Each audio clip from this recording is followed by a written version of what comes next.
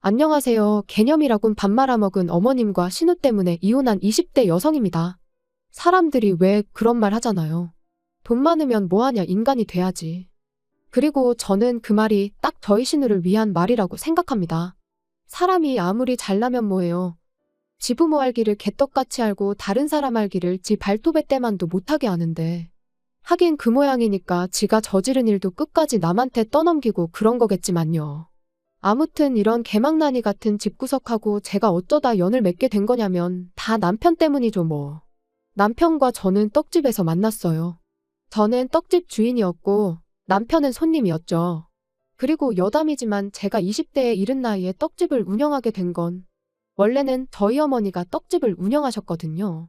그런데 하루는 저희 어머니께서 손목을 크게 다치시면서 얼떨결에 제가 도맡게 됐네요. 그런데 생각보다 제 적성에 잘 맞아서 지금까지 하고 있고요. 남편하고는 궁합도 안 본다는 4살 차이라 그런가 사귄 지 1년 만에 결혼 이야기가 나왔습니다. 그런데 제가 결혼한다고 하니 주변에서 이런저런 말들이 많대요. 아직 한참 어린데 뭐하러 벌써 가냐. 이 남자 저 남자 만나보고 해도 늦지 않는다. 그런데 그때는 콩깍지가 씌어도 단단히 씌어 있었는지 그런 말이 별로 귀에 들어오질 않았어요. 게다가 그 당시 저는 결혼을 미루고 이뤄야 할 만큼 큰 목표도 없었으니까요. 하지만 돌이켜 생각해보면 그럼에도 불구하고 저로 하여금 결혼을 망설이게 한 쎄한 일이 있었는데 그건 바로 남편의 누나, 신우였습니다. 신우는 처음부터 저에게 호의적이지 않았어요. 결혼 이야기가 나오고 처음 시댁에 인사를 드리러 갔던 날이었습니다. 주변에서들 어찌나 겁을 주던지 이래저래 긴장을 많이 하고 갔었죠. 하지만 다행이랄지 시부모님께선 두 분 다 저한테 오느라 고생했다며 반갑게 맞아주셨습니다. 그런데 제가 뭐라고 대답할 새도 없이 저쪽 소파에 앉아있던 신우가 저를 기분 나쁘게 위아래로 훑어보고는 에어컨 빵빵하게 나오는 차 타고 왔을 텐데 무슨 고생이냐며 어머님 아버님께 무안을 주는 거예요. 그리고 당연히 저도 어찌나 무안하던지. 게다가 신우의 막말은 거기서 끝이 아니었습니다. 식사 후 다 같이 모여 앉아 커피를 마시며 이런저런 이야기를 나누고 있었는데 대뜸 저더러 진짜 말이 안 통한다더니 수준 차이가 이런 건가 하고는 혼자 피식 웃는 게 아니겠어요? 어이가 없었죠. 어떻게 사람을 면전에 두고 수준을 운운하나요? 물론 솔직히 말해서 신우 조건이 저에 비해 월등히 좋은 건 맞아요. 학교도 뭐 듣자 하니 명문대를 나왔고 돈도 잘 버는지 시부모님 생활비로 매달 200만 원씩 드리고 있다 했으니까요. 하지만 그렇다고 해도 사람을 대놓고 무시해도 되는 건 아니잖아요. 신우의 비웃음을 보고선 저는 잠깐 생각을 했습니다. 그냥 넘어갈까? 아니면 나도 한마디 할까? 그런데 만약에 제가 그냥 넘어가면 왠지 앞으로도 신우가 저를 막대할 것 같은 거예요. 그래서 결국 저도 한마디 했습니다. 수준 차이라기보다는 세대 차이 아니겠냐고요. 그리고 제가 없는 말을 한 것도 아니었어요. 실제로 신우가 저보다 8살이나 많았으니까요. 아무튼 제가 그렇게 신우 말을 받아치기가 무섭게 집안의 공기가 말 그대로 얼어붙었습니다. 저희 남편은 물론이고 시부모님까지 신우 눈치를 살피느라 정신이 없었죠. 게다가 신우는 신우대로 저를 노려보고는 무식한 건 알았는데 싸가지도 없다면서 성질을 내더니 문을 쾅 닫고는 자기 방으로 들어가대요. 그리고 그날 저는 남편에게 헤어지자 했습니다. 벌써부터 선 넘는 신우도 신우지만 그런 신우한테 시부모님은 물론이고 당신마저 한마디도 못하는 걸 보니까 답이 없다 싶다고요. 그랬더니 남편은 원래 성격이 저 모양인 걸 이제 와서 어쩌겠냐며 계속해서 저한테 좀만 이해해달란 식이었습니다. 정말이지 너무 한심했어요. 그래서 나는 당신 하나만 보고 결혼을 결심했는데 지금 이런 모습을 보니 정말 실망스럽다고 다시 한번 헤어지자 했죠. 그랬더니 남편이 전에는 보여준 적 없는 말 그대로 절박한 얼굴을 하고는 알겠답니다. 자기가 무슨 수가 있어도 신우가 저한테 함부로 못하도록 확실히 해두겠다나요. 하지만 결론부터 말하자면 남편의 그 약속은 이뤄지지 못했습니다. 저희가 결혼한 직후 시댁 내 신우의 영향력이 더더욱 커져버렸거든요. 그래서 그때부턴 정말 시부모님이 신우 말이라면 꼼짝을 못하시는 상황이 되었죠. 그리고 그걸 실감한 건 결혼한 지 한 달 만에 찾아온 추석 때였습니다. 아시다시피 명절은 떡집 대목이에요. 특히 명절 전날과 당일 점심 무렵까지는 정말 물 한 모금 마실 틈도 없이 바쁜데 그도 그럴 것이 평소에는 떡을 안 먹는 사람들도 명절에는 기분이라도 내려고 떡을 사가니까요. 그런데 마침 또 저희 시댁은 제사를 안 지내거든요. 그래서 남편에게 알다시피 명절이 떡집 장사 대목이지 않냐. 그래서 말인데 명절 당일 점심까지는 일 좀 하다가 시댁에 가면 안 되겠냐 물었습니다. 그랬더니 다행히 남편이 흔쾌히 그러자대요. 원래 시댁은 명절에 음식 같은 것도 안 한다면서요. 그래서 남편에게 하나 더 부탁을 했습니다. 당신이 어머님께 전화해서 얘기 좀 잘해달라고 말이죠. 그리고 그렇게 부탁을 한 건 제 나름대로 합당한 이유라고 생각했지만 그래도 어머님한테 미운 털 박힐까 걱정이 됐거든요. 그리고 마침내 명절 당일 그날도 새벽부터 일어나 열심히 일을 하고 있었는데 신우한테 전화가 걸려왔습니다. 그런데 어찌나 이른 시간이던지 그래서 저는 솔직히 무슨 급한 일이라도 생긴 줄 알았어요. 하지만 신우는 그저 짜증스러운 목소리로 다짜고짜 언제 오냐는 소리만 해댈 뿐이었습니다. 그리고 전 어머님께 못 들으셨냐 오늘 점심 장사까지 하고 간다고 대답했는데 신우가 저더러 미쳤냐대요. 어디서 배워먹은 버르장머리길래 명절 당일날 온다는 말을 그렇게 뻔뻔하게 하느냐고. 너 우리 집이 우습냐는 거예요. 그리고 기가 막혀서 순간 말이 안 나왔는데 그 사이에 상대가 신우에서 어머님으로 바뀌어서는 어머님까지 화를 내기 시작하셨습니다. 네 친정에서 그렇게 가르쳤냐 벌써부터 우리 집을 무시하냐.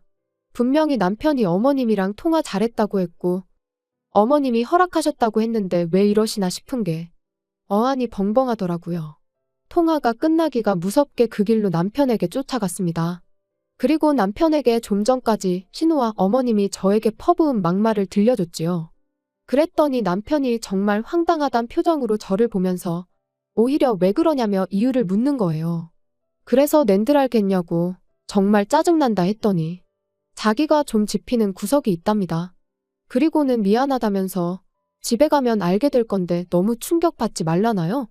그리고 그렇게 점심 장사를 마치고 시댁으로 향하는데 솔직히 기분이 너무 안 좋았어요. 친정 부모님하고는 내내 장사만 하고 정작 아침부터 밥 한 끼 제대로 먹지도 못했는데 정작 오라고 기다리는 것도 아니고 욕이나 하는 사람들을 보려고 가야 하는 제 신세가 참으로 서글프다 싶었죠. 그래서 가는 내내 차 안에서 눈물을 얼마나 쏟아냈는지.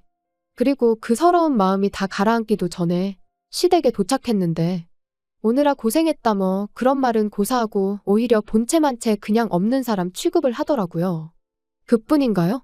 어머님은 아예 날 다세고 오지 그랬냐면서 비꼬기까지 하셨으니 올라오는 울분을 꾹꾹 누르며 싸간 음식을 하나씩 풀어놓기 시작했습니다. 어쨌든 처음 같이 보내는 명절이니 어떻게든 잘 버텨봐야지 그런 마음으로요. 그런데 그때 신우가 옆에 와선 힐끗 보더니 장사하고 남은 거 싸온 거냐면서 이상한 냄새가 난다고 호들갑을 떠는 거예요. 그리고 그 모습까지 보고 나니 솔직히 저도 더는 가만히 있을 수가 없었습니다. 그래서 저도 가져간 음식을 도로 치우면서 먹기 싫으면 안 먹으면 그만이지 왜 말을 그렇게 하냐고 쏘아붙였죠. 그랬더니 너 지금 나 가르치냐 네가 뭔데 나를 가르치냐. 혼자 아주 난리가 났더라고요. 그리고 저도 그때는 이러다 머리채 잡아도 난 모른다는 각오였는데 어디선가 어머님이 불이 나게 저희들 사이로 뛰어오셔서는 왜들 그러냐며 그만둬라 하시더니 제 손목만 잡아채시곤 얘기 좀 하자며 방으로 저를 끌고 들어가셨습니다. 그리고 제가 너무 억울하고 분해서 이 손 놓으시라고 하자마자 어머님께서 생각지도 못한 행동을 보이셨어요. 어머님이 방문을 잠그시더니 제 손을 양손으로 꼭 쥐시고는 미안하다 하셨거든요. 신우 성격이 별나서 그런 거니 저더러 좀 참으라고요. 그리고는 치사하고 더러워도 어쩌겠냐면서 집에 왔을 땐 그냥 신우 말이라면 내내하고 비위 좀 맞춰주라고. 그래야 당신이 편하다는데 이게 다 무슨 소린가 싶대요. 그리고 제가 상황 파악을 하느라 정신이 없던 와중에 어머님은 다시 큰 소리로 마치 밖에 있는 신우가 들으라는 듯이 너 왜 네 신우를 열받게 하냐며 저한테 호통을 치셨습니다. 말 그대로 생쇼를 하신 거지요. 그리고 그 멍청한 생쇼를 한 10분쯤 하고 나왔더니 신우가 실실 웃으면서 저를 쳐다보대요. 한 손엔 제가 가져온 떡을 들고서 말이죠. 그리고 이후로도 시댁에선 멍청한 생쇼가 번번이 반복되었고 그럴 때마다 정말 현타가 장난이 아니었어요. 하지만 어머님도 남편도 제가 그래야 가정의 평화가 유지된다 하니 참으로 기가 막힐 뿐이었습니다. 그리고 사실 저도 저지만 저는 어머님이 너무 불쌍하더라고요. 생활비 때문에 딸 눈치를 보느라 생쇼를 하시는 그 심정이 오죽할까 싶어서요. 그리고 아닌 게 아니라 어머님이 먼저 저에게 신우흉을 보는 일도 많았습니다. 딸이나 되니까 참고 살지. 정말 치사하고 더럽다면서 말이죠. 그리고 이제 와서 말이지만 어머님이 신우흉을 보실 때면 저는 마치 제가 어머님과 한편처럼 느껴졌고 그럴수록 신우는 더 얄밉게 보였거든요. 그런데 결국 세 사람 중 제일 멍청하고 한심한 사람은 저였어요. 어머님한테 결국 저는 딸인 신우와는 비할 수 없는 하찮은 존재나 다름없다는 걸 알게 되었으니까요. 제가 신우 말이라고 해도 고분고분 들어주지 않는다는 걸 알게 되신 시부모님께선 언젠가부터 시댁에 저를 자주 오게 하지 않으셨습니다. 그리고 저로서는 그런 시부모님의 조치가 무척 만족스러웠지요. 그런데 그날은 어째서인지 기니 할 이야기가 있어서 그러니 남편하고 주말에 내려오라며 연락을 해오셨더라고요. 그래서 토요일 아침 남편과 같이 시댁에 갔는데 해가 서쪽에서 뜬 것도 아니고 웬일로 신우가 현관문을 다 열어주면서 오느라 고생했다는 말을 하는 거예요. 게다가 그뿐만이 아니었습니다. 제가 평소처럼 부엌으로 향하니 아니라고 자기가 갖다 주겠다며 더더러 소파에 앉아서 쉬고 있으라나요? 사람이 죽을 때가 되면 하는 짓이 달라진다더니 어디가 아픈가 싶고 별 생각이 다 들었죠. 그리고 아니나 다를까. 어머님이 얘기 좀 하자시더니 다짜고짜 부탁할 게 있다며 이유불문하고 저희가 들어줬으면 좋겠다셨습니다. 그래서 도대체 무슨 일이시냐? 일단 말씀을 해보셔라 하니까 잠깐만 기다려라 하시더니 안방문을 두드리시며 나오라고 하시대요. 그리고 그렇게 안방에서 나온 건 5살 정도 돼 보이는 신우랑 저희 남편을 쏙 빼닮은 어린 남자아이였어요. 그래서 제가 설마 하는 눈빛으로 남편을 쳐다보니 저더러 무슨 생각을 하는 거냐면서 자기 애 아니라는 거예요. 그리고 알게 된 사실은 충격이었습니다. 신우가 몇 년 전 회사 일로 외국에서 한동안 지냈었는데 그때 꽤나 자유분방한 생활을 했었던 모양이더라고요. 연애도 하고 동거도 하고 애도 낳고. 그런데 이제 애를 맡아 키우던 아빠란 사람이 사고로 죽었대요. 그래서 그 아빠란 사람 가족들이 이제 신우더러 키우라고 애를 데리고 왔다나요? 무슨 드라마에서나 볼 법한 이야기를 듣고 있자니 이건 뭐 말이 안 된다 싶은 게 현실감이 하나도 없었어요. 그런데 그때 어머님께서 이제 상황 파악이 좀 되느냐며 하시는 말씀이 그래서 말인데 애를 저희 호적에 올려달랍니다. 미혼이 신우 호적에 올릴 수는 없지 않냐면서요. 어이가 없었어요. 그게 부탁한다고 들어줄 일이 아니잖아요. 그래서 당연히 고민할 것도 없이 안 된다고 했습니다. 그리고는 당신도 무슨 말이라도 해보라는 표정으로 남편을 쳐다봤는데 글쎄 이 인간이 한다는 말이 애 하나 우리 호적에 올린다고 우리가 큰 피해를 입고 그러는 건 아니지 않냐. 가족끼리 그 정도는 도와줄 수 있는 거 아니냐. 말 그대로 헛소리를 찍찍해대더라고요.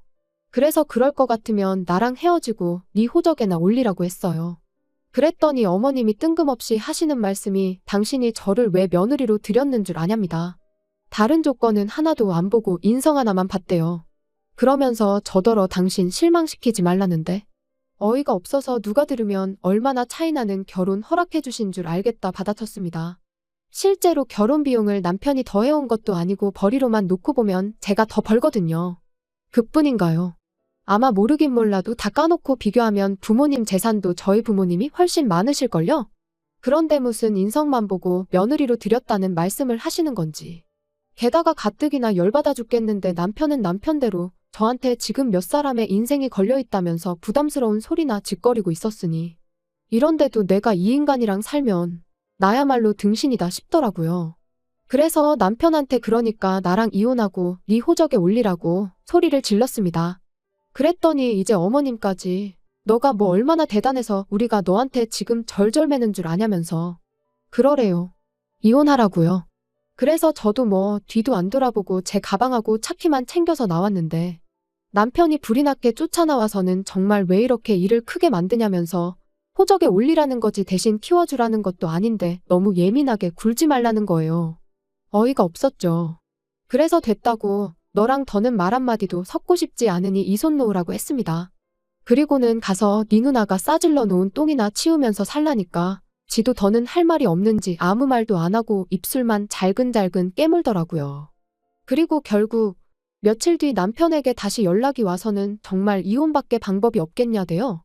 자기가 그렇다고 누나랑 엄마를 버릴 수는 없지 않냐면서요. 남편다운 말이었어요. 그래서 결국 이혼했습니다. 협의 이혼이라 생각보다 일은 쉽게 진행됐지요. 그리고 남편이 나름대로 그간 자기 누나랑 엄마 때문에 제가 마음고생한 건 알고 있었다면서 미안하다더니 재산 분할할 때 양보를 좀 하더라고요. 물론 같이 산 세월도 얼마 안 되고 그래서 공동재산이랄 것도 많이 없긴 했지만요. 그리고 마지막 만났을 때 하는 말이 애는 시부모님 호적에 올리기로 했답니다. 그래서 저도 모르게 그게 정말 되냐고 물었거든요. 그랬더니 잘난지 누나가 어디서 방법을 알아왔다나요. 아무튼 그래서 이혼도 했고 지금은 떡집이래만 말 그대로 올인 중입니다.